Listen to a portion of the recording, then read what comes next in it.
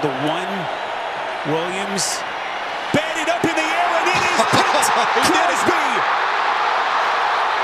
He has been a beast at the start. 19 on the return, and the Raiders defense answers yet again. Welcome to the Put On Waivers Media Group, home of the Put On Raiders podcast and the Student Body Right podcast. This is your place for the best breakdowns and the best insight for those who fight on and bleed silver and black. Now, here are your hosts, Dwayne Douglas and Ryan Holmes. And welcome, everybody, to the glorious episode of the Put On Raiders podcast. I'm your host, Dwayne Douglas, along with Ryan Holmes, and we are here to bring you everything silver and black, the good, the bad, and the ugly. And Jordan Meredith. Geno Smith. Here we go again. We do it.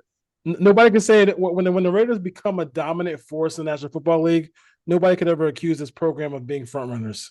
Nobody, for sure. Let's just jump right into it. I know you guys love the All 22. We missed it last week.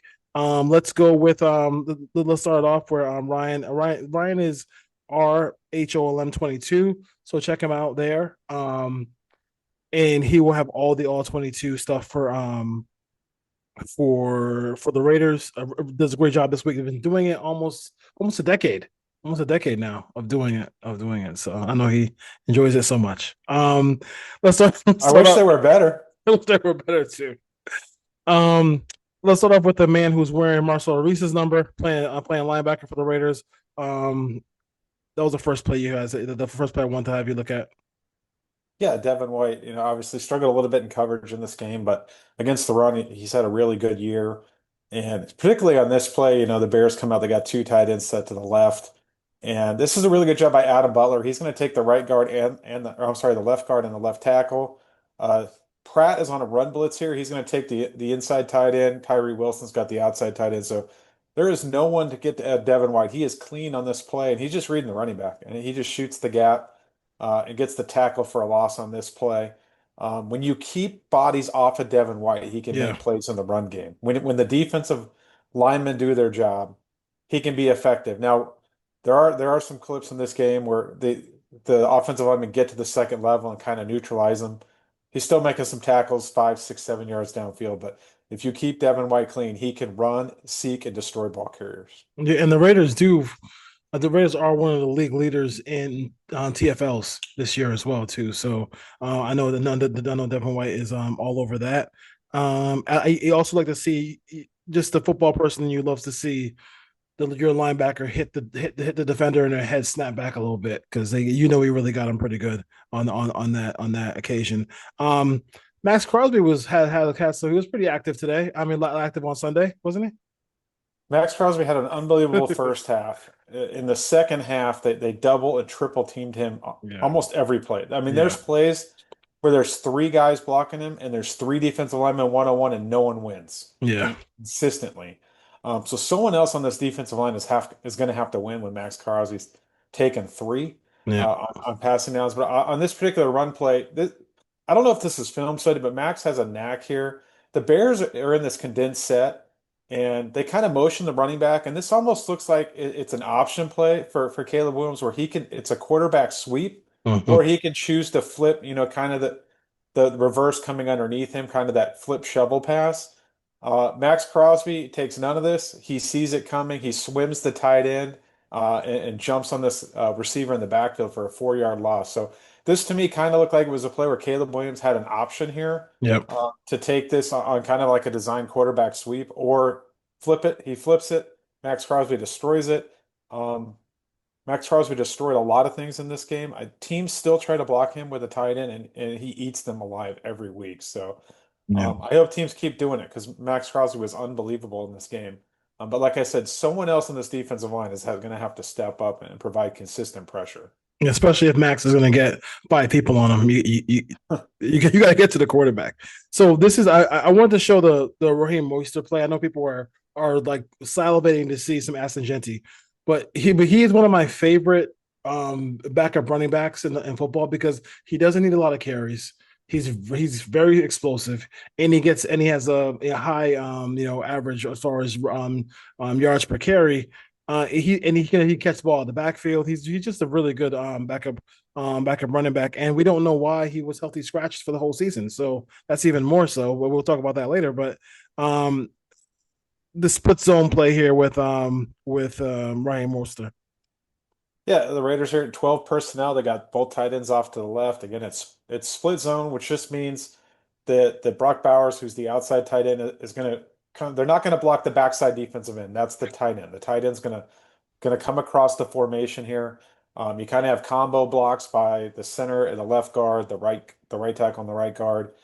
And this is blocked really well on the front side. The tight end Thomas, Miller, and Parham get good blocks here. Um, JPJ can't quite get to the second level, but when he does, he just basically destroys the cornerback who's Yeah, kind of lurking there, who thinks he's going to make a play. But Mostert does a good job here. He kind of sets this up. He wants to go through the play side B gap. He's patient. And when that hole opens up, you see him explode through it, and he's able to show off the wheels, break that tackle there, and go down the sideline for 37 yards. So I don't know why he hasn't. We've been calling on this show for him to play since week yeah, one. he needs to play. Um, and he just needs to play. You can give him the ball. He can catch the ball in the backfield. He can pass protect. He's just a different element than what Zamir White brings. Yeah, no question about it. And I know people call uh Ashton Genty the Silver Surfer, but he's actually a Silver Surfer because he's actually a real surfer in real life. So if you want to look at that, Ashton Genty. So we know we can run. He showed he can run the football out of the backfield, and we knew he could do that. We just wanted to see him get the carries. And I think even in this game, I thought he could have got even more carries because I thought the offensive line was hot in this game. But this is a play where he was able to use his ability to get open, and he's such a low center of gravity, Ryan, that he can. It's really tough for any defender to bring him down once he catches the football.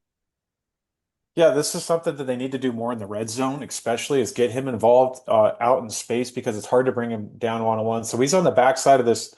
It's basically a 3-by-1 formation. So he's on the backside with Thornton. Thornton's just running a corner route, taking the defenders there away. But this is cover two. So basically, it's a choice route where Ashton Genty has options. He can go inside and go outside. He could sit it down just based on the coverage. He sees its zone, so he sits it down. He's on the same page here as Geno Smith, who reads it as well. He's able to get the ball to Genty. If this was man coverage, then it's based on the leverage of the linebacker. So if the linebacker has outside leverage, he would break in. If he has inside leverage, he would break out. But this is a great job, again, of Genty and Smith being on the same page. They're on the back side of this, so there's less defenders. You have Thornton running kind of that corner out, which takes the safety.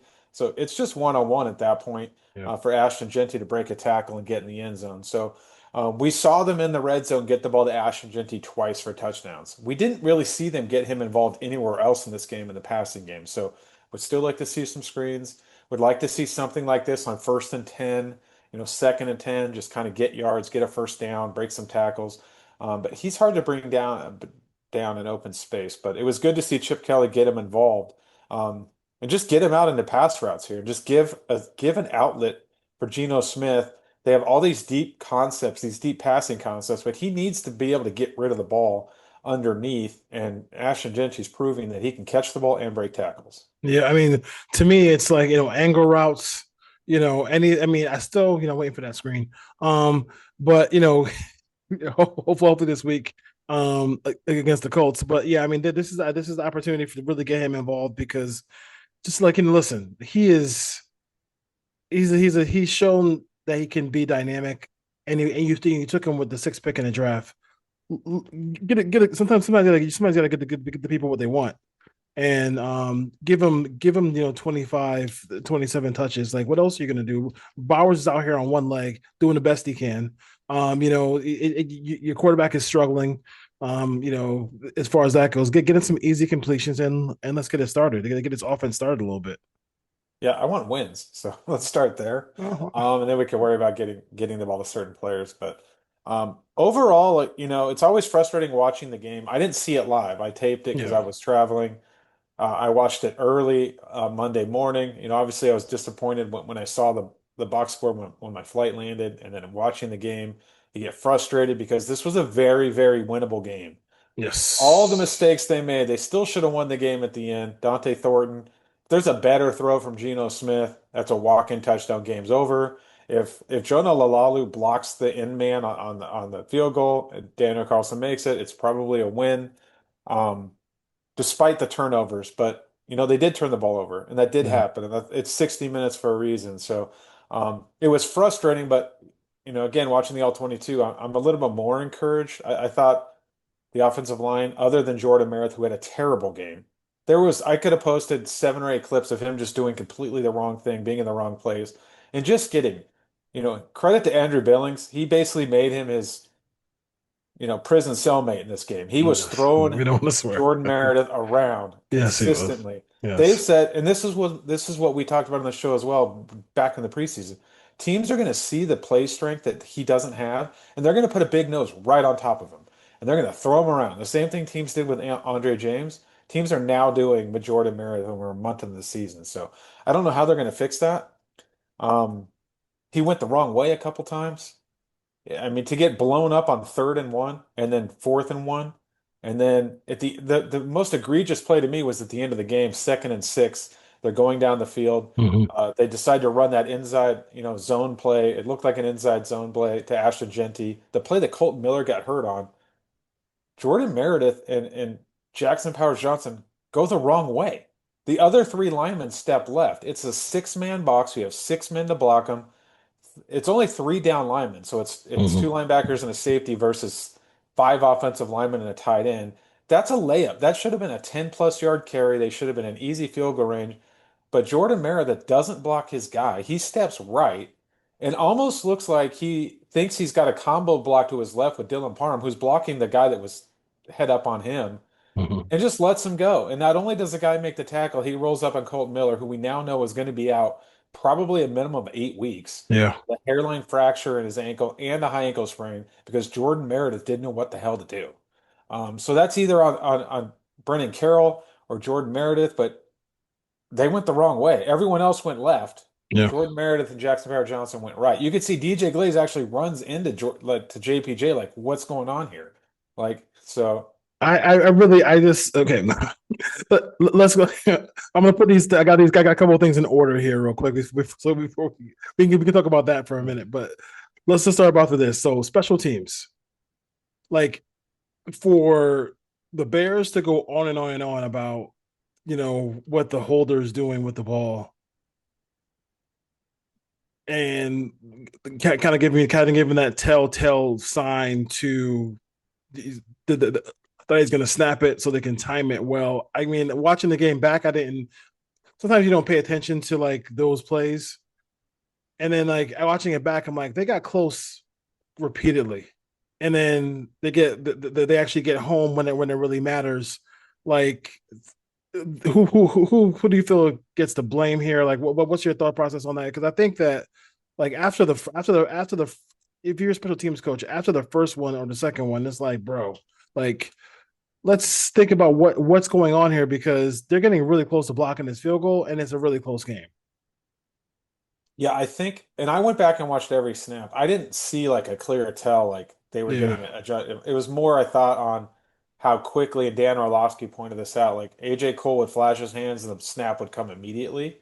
I don't watch enough snap, holder communications We to know can't if see it. that's We can't really see it either. Yeah. normal, but like I zoomed in on the snapper every time, and it was like, okay, I don't really see, like, obviously the ball has to move because he has to like move it forward a little bit and then move it back to get momentum on the long snap. But it wasn't something like you could have timed. Um, I think it's more on Jonah Lalalu personally, in my opinion, because he Yeah. didn't even really block the guy. He kind of just leans forward and the guy runs right around him. Yep. So like, I don't know how much he's ever been in that position. I don't know how much time they spent because that's normally Michael Mayer's spot, Yeah. but he didn't play in this game. So I don't know how often Lalalu's been in that position, how much reps he got in practice. He got bowled over a couple times. Like he was basically a speed bump out there on every single kick. So. Um, at that point, you got to coach him up. Someone's got to see that that's going on the sidelines. Some assistant special teams coaches say, "Hey, our right guy on the wing here is just getting blasted on all of these." Like, let him know, like, "Hey, all he's got to do is get in the way Yeah. of the guy running around them, but you don't ever see kicks really blocked around the edge. So I just think it was a combination of everything. You had a guy out there who looked like he wasn't really used to doing that. He got beat up on most of those snaps, and like he never really improved. You didn't see them coaching him up on the sideline. No one talked about it. Maybe they did. But like I said, I don't know how much to read into there was a tell because I Yeah. didn't see it. Yeah. I'm not a special teams coach, but like I Yeah. watched every snap and it was like I really don't see him doing something that makes it so you can get that good of a jump. Yeah, man, yeah. It was tough, but I mean, listen, whatever the Bears did, it worked, and Credit to them, they did it. credit to them, they did it. So, Can you hard um, count that? Like, can you go like double flash with the holder and maybe get them to jump off sides? Like, maybe, is there maybe, something that you yeah. could do to off that? I don't know. I mean, also to the point where, like, if they had a quarterback who was playing a little bit better on that 3rd and 2, you could have, play action and maybe got a big play where that's a extra point instead of a longer field goal too as well. But we If all Jordan know. Meredith blocked his guy on 2nd and 6, there never would have been a 3rd and 2. Yeah, exactly. That's very true. Very true. Blocking is important. We find out in football. Blocking is important. Um, Gino, let's just. I mean, I I think the most egregious. Okay. So it seems like two of the picks came on the same play. Kind of. So we had that, and then I thought in my situation in my thought process was I understand there's a balance when you're an offensive coordinator and you are saying to yourself, I got to get my guy on, get him going. He has 2 picks already, or whatever. I feel like when you win, when you play these games and you want to win the middle 8, I felt like the first play out of the gate in the 3rd down, I would have been more. I'd have been like, okay, maybe just get. I mean, if you want to throw a screen in there, or you want to just get the ball to Genty because Genty's feeling it, I would have been like, let's just run the football. Like, you know what I mean? Like, I mean, that play, I mean, to throw a pick right there was just really brutal. I mean, and then where they were giving the Bears the ball, luckily enough, the defense did a good enough job where they could hold them to field goals. But that could have really like been really bad because I think all 3 of those picks were it ended up being in deep in Raiders territory. Yeah, so the first 2 picks came the same defensive call against essentially the same offensive formation and pretty Yeah. much the same offensive call. And Gino just didn't adjust. It was Tampa 2. They showed single high. The middle of the field safety actually steps down. He plays the middle linebacker role in that defense, and he's the deep middle. And it's a 3-by-1 formation. So he basically has his eyes to the passing string to where the 3 wide receivers are. And he's just sitting on anything in breaking because he's that deep middle Yep. defender. And he's got his eyes right on Jacoby Myers. He's running an in route, a dig route, and he just throws it right to him. Gino Yeah. laid it in there. And then they did the same thing like the next 3rd and long. So they were both 3rd and longs, 3-by-1 formations, same defensive look pre-snap. And the second time was even more egregious because you could see the corner bail early to get to that deep half. So okay, this happened to me before, the same Mhm. coverage, and now they're doing it again. And he threw the same pass to the same receiver against the same coverage. He had Brock Bowers could have got him on a little curl route that could have had a chance to get there, but he didn't. But for all the mistakes he made, and then on the 3rd quarter, like that's just bad ball placement. Like I'm not really going to get it on the play call. It was just get him outside, get him on a quick boot, Yeah. off a play action. The corner got away with a hold. He kind of tugged Myers and kind of catapulted in front of him, and then the throw was just behind him. Like if he leads the throw out front, it's either incomplete or Myers can catch Yeah. it, or you just throw that thing out of bounds, or you throw it at their feet and just live to play 2nd down. Yeah. Gino didn't do that. The biggest play to me was the play at the end of the game on 3rd and goal when they could have just won the game. They could have gone up Yes. nine. Yeah. Yeah. There was multiple open receivers. Brock Bowers is open running a corner route. So if he anticipates that and just throws that thing to the back pylon, I know there's a defender underneath who kind of closes late, but like if he throws that on time, Brock Bowers is open. That's as open as you can get in the red zone. He's Yeah. got 3 or 4 yards on the underneath to cover Mm. cover. Dante Thornton's open, so it's not the wrong read to throw it to Thornton. Although it's 3rd and goal, he's short of the goal line, but if he Yeah. hits him in stride, if he makes an accurate throw, he walks into the end zone. Yeah. Now Thornton should have caught it. He was still probably would have been short, But then it's a different conversation. If it's 4th and goal from the 1 or 2, Yep. they might go for it there. If not, they kick the field goal still. But I know a lot of people, when I put that clip out, were like, just throw it to Genty in the flat. And I'm like, I hope they Yeah. understand when No. that does happen and Yeah. Genty doesn't break the tackle, they are going to chew Geno out and say, why is he throwing a check down on 3rd and goal from the 11? Exactly. Why is he throwing a 3-yard pass in the flat? So, like, the correct read was Bowers won. He Yep. didn't throw it to Bowers. He came back to Thornton, who's open, and just made a bad pass. So Yep. we can't expect Genty to break every tackle every time they just throw it out in the flat to him. I know he did it twice in this game, but like Yeah.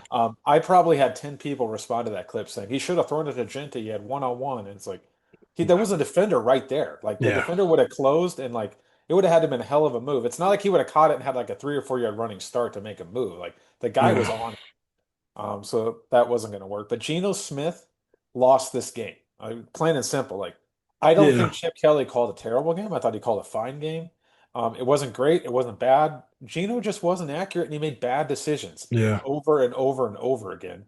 And I don't know how much longer Pete Carroll can continue to run him out there if he keeps playing like this. I know it's Yeah. his boy.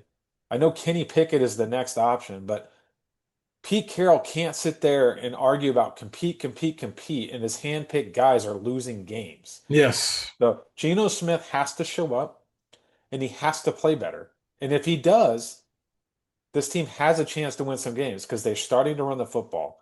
Brock Bowers needs to get healthy. The defense is playing fairly well, Hmm. but the big question becomes the offensive line without Colton Miller. So Geno can play better, but this offensive line might take a big step back, which is saying a lot. Yeah. It's going to be. I mean, it's you said a mouthful right there. So, it's Gino is just not, and he just there's a level of uncertainty, and you can see it when he has the ball in the pocket. Like it's like the timing of it is like he hit the foot hits the back of the back foot hits the ground, and it's like let it go, and he doesn't let it Exactly. go.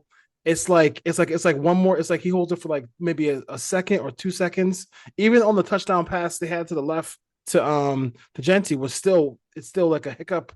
Too late. Like I mean, just get rid of the ball, bro.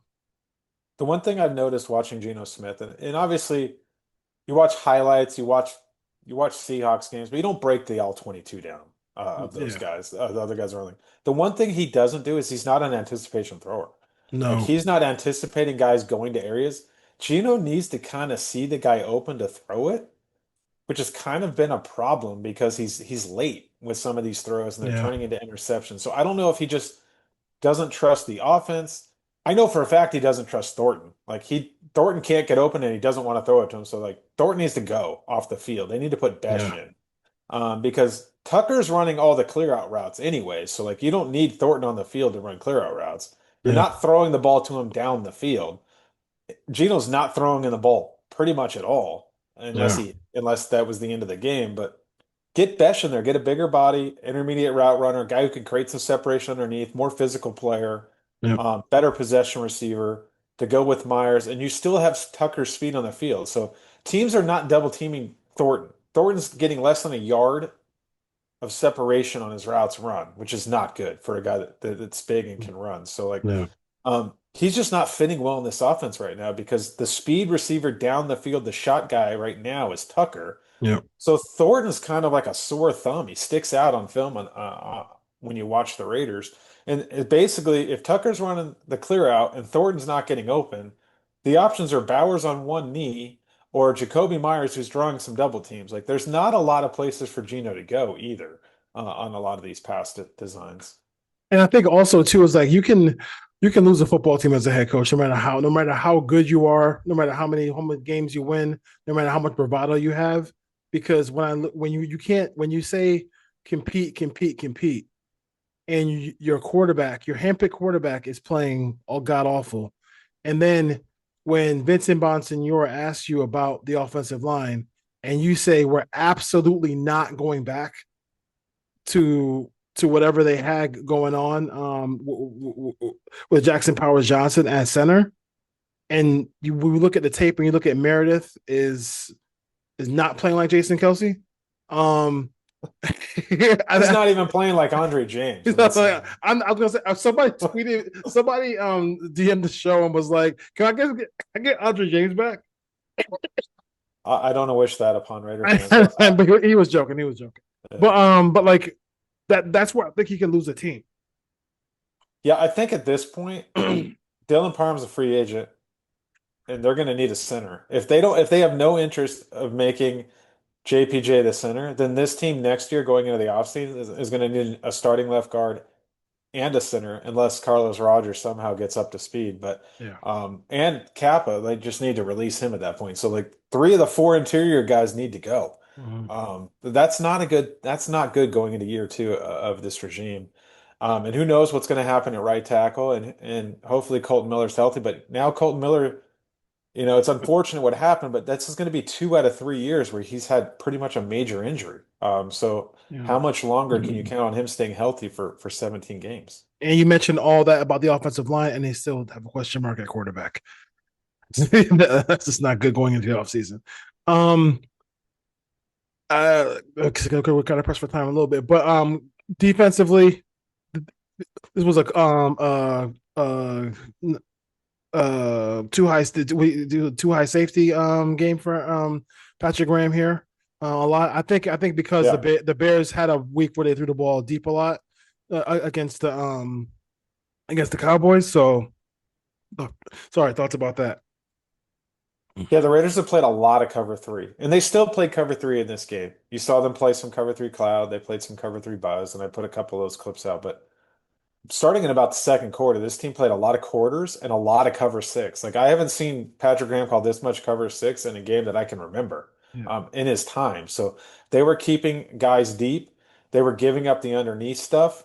And they just didn't want the Bears to beat them over the top, which they really didn't, other than the third and I think it was like third and 12 where they threw the touchdown on a blitz where Pullum out and Shin were basically both stepped down and there was no middle of the field post safety. Like you got two corners playing outside leverage and you have Yeah. no post safety. Like both those guys are open. You could have picked either one. So miscommunication between and Shin and Pullum out, but they played a lot of cover six. So keeping a lot of deep coverage, gave up some underneath stuff, and the Bears didn't really take advantage of that. I thought they stopped the run pretty well. Caleb Williams had some scrambles there late. They kind of used Max as kind of that like since they knew he was getting double and triple covered, at some point he basically just stopped rushing and just was trying to get in passing lanes and get his hands up, or Yeah. kind of work as like kind of like a spy to kind of try to keep Caleb in the pocket. You didn't really see Max let it loose and try to take advantage of those two young tackles, especially in the second half when Braxton Jones went out and they had two young tackles. The Raiders' defensive ends didn't really take advantage of that. But I did think Patrick Graham mixed his coverages. They played some man in the second half, which we haven't seen a lot of. So he tried everything he could um, to throw at Caleb Williams. Unfortunately, at the end of the game, the offense wasn't good enough. The turnovers caught up to him. And then Yeah.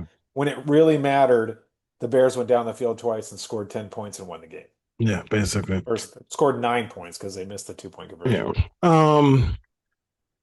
So let's move on from the Bears and break down the this next game here with the Colts at the Colts. The Colts have been a surprise this year. Daniel Jones has played well this year.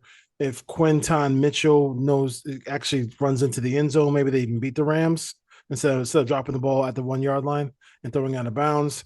You have a Raiders offensive line and without Colton Miller that has to face Kwity Paye, Grover Stewart, DeForest Buckner, and Latu. Sounds like fun times.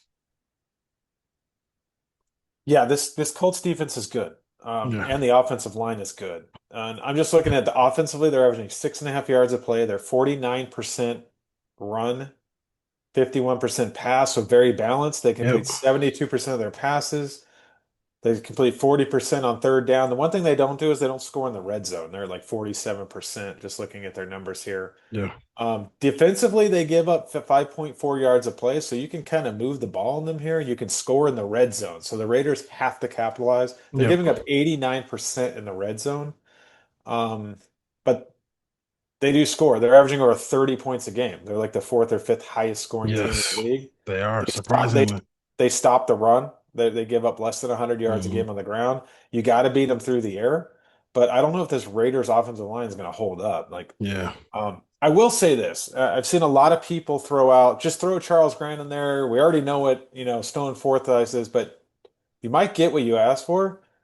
I don't think Charles Grant's ready. The Raiders don't think he's ready. If they He's thought he not was ready. ready, they never would have went out and signed Stone Yeah. Forsythe. So, um, he's a veteran.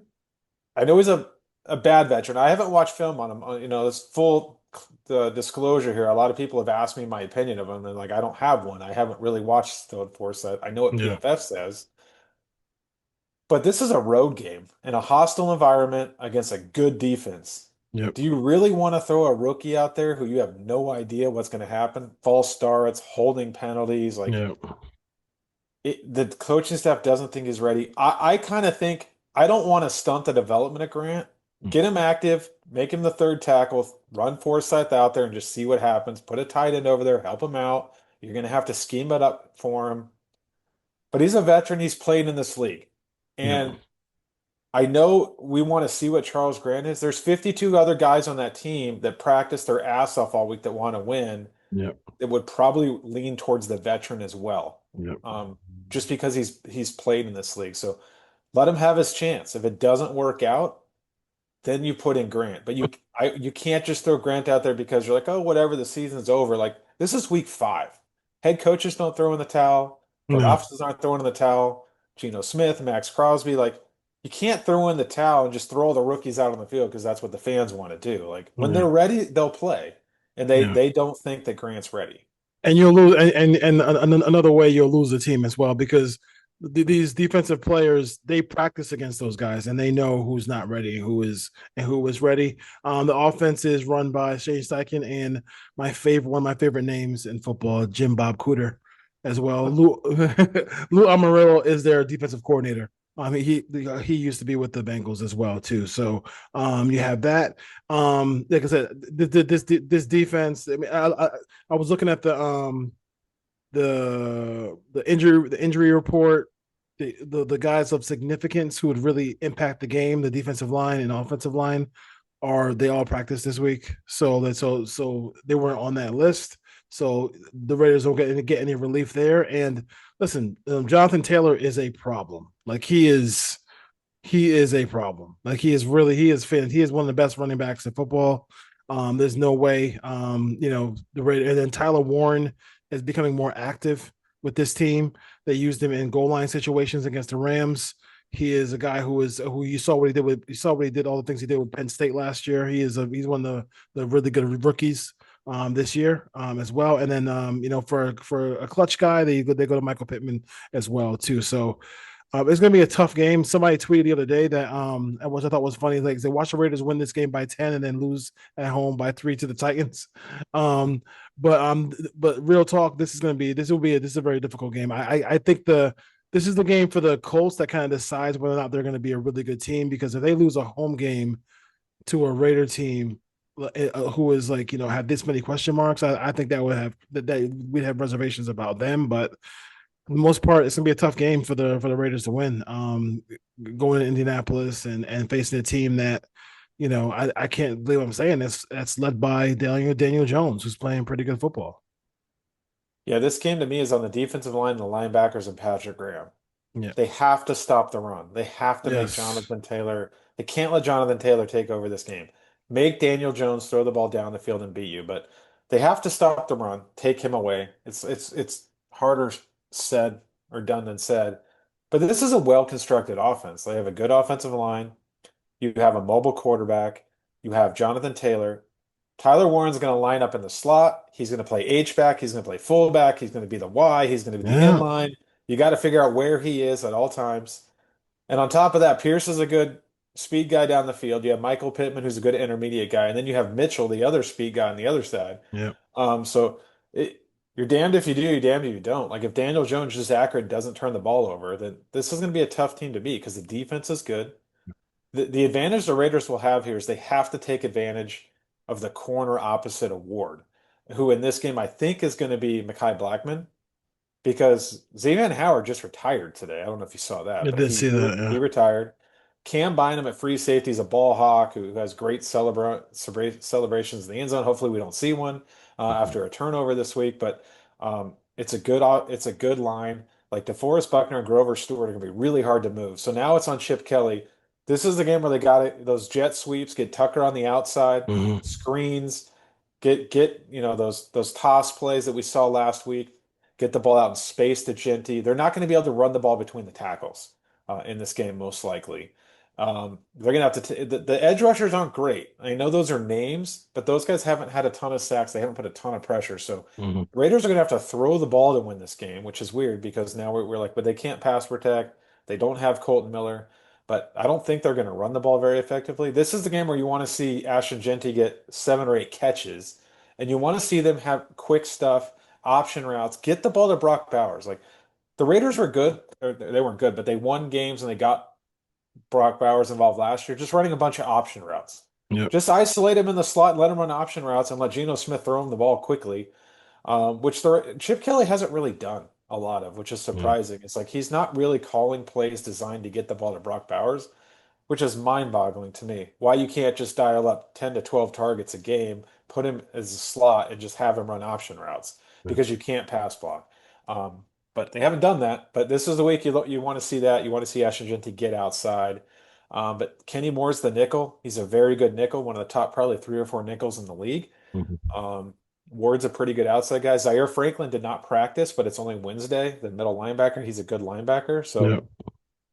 this is going to be a tough one. They're going to have to show up in all 3 phases. They're going to have to limit penalties. They can't turn the ball over, and the defense has to create turnovers.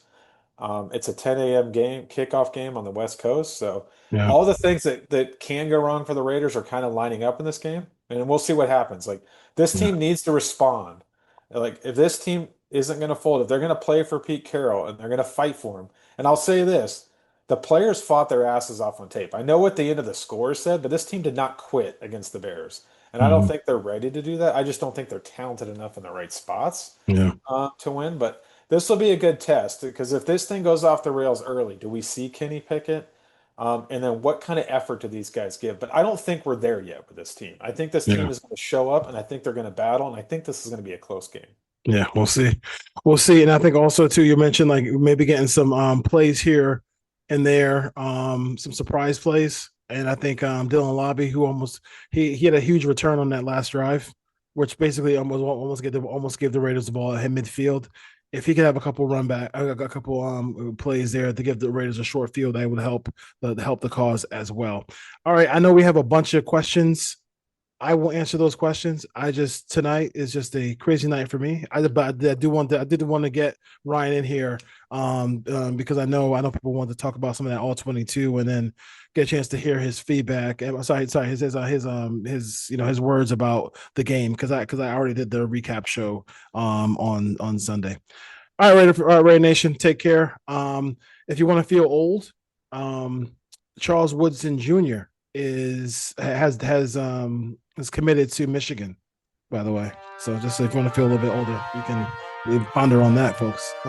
Time goes by quick. I'm getting old.